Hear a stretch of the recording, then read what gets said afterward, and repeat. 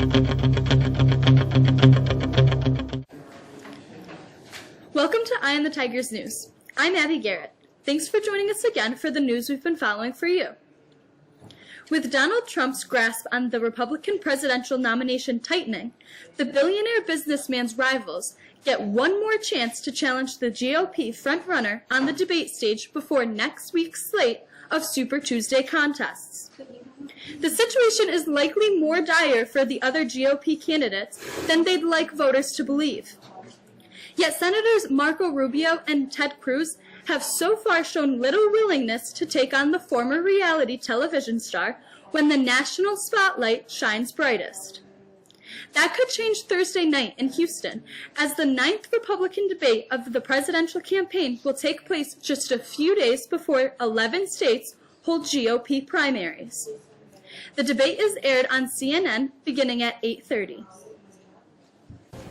The possible choice of Nevada Republican Governor Brian Sandoval for the Supreme Court vacancy would give President Barack Obama a shot at breaking Senate Republicans' planned blockade of any election year confirmation.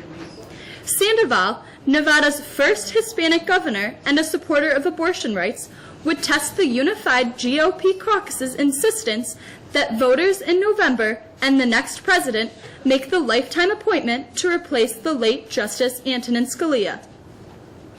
The White House is considering the 52-year-old Sandoval. Two people familiar with the process told the Associated Press on Wednesday.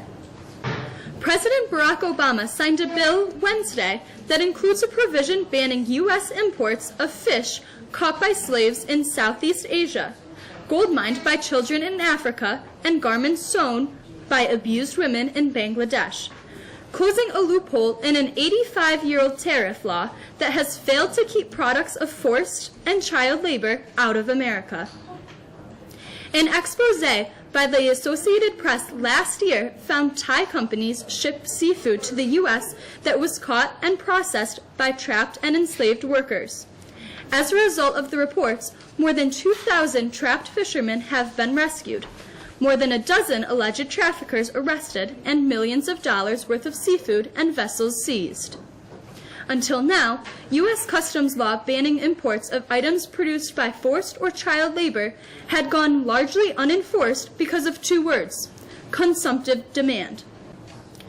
Some faculty members at the University of Houston say sensitive subjects may become taboo in their classrooms because of a law allowing Texas Public University students to bring guns to class.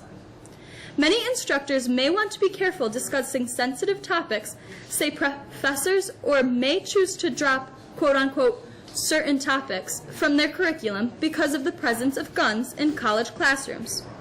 Under the law, which takes effect August 1st, licensed gun owners may carry concealed handguns on public university campuses. University officials have some discretion to designate a gun-free zone, but a recent opinion from the Texas Attorney General's office said no limits may be placed on students carrying guns in classrooms or dormitories. And we want to congratulate the Mexico Class of 16 Top 10, which was announced this morning by high school principal Don Root. At number 10, we have Samantha McCumbee. Number 9 is Deanna Spencer. 8, Corinne Parati. 7, Liz Spencer. Number 6, Kennedy Lamb. 5, Hannah Sheldon. 4, Tyler Stever. 3, Hannah LaBeouf. Salutatorian Kevin Wells, and this year's valedictorian Kendra Harder. Today's odd news of the day comes from Ohio, where police in suburban Cincinnati are on the lookout for a bald man they say has been stealing hair growth and memory aid products from stores. Mount Healthy police have issued an alert for a serial thief they say recently took $847 worth of Rogaine and Prevagen products from a Walgreens store in the city just north of Cincinnati. Police say he is linked to similar thefts from retailers in nearby suburbs. Some changes are coming in our weather. With the forecast, here's Alexis.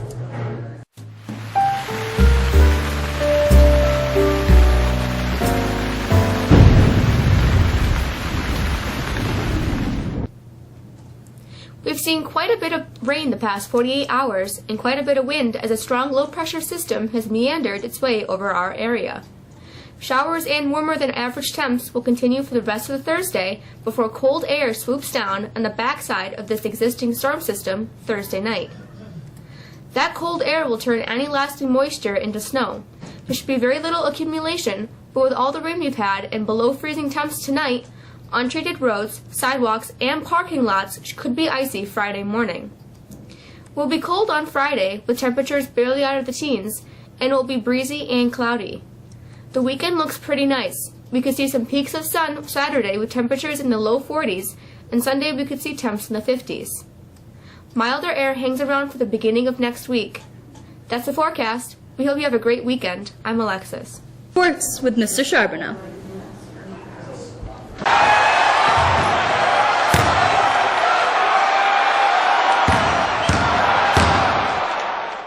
Three Mexico wrestlers are headed to Albany for the New York State Wrestling Championships. Theo Powers, Hunter Howland, and Austin O'Reilly all left for Albany today for the New York State Wrestling Championships that begin on Friday.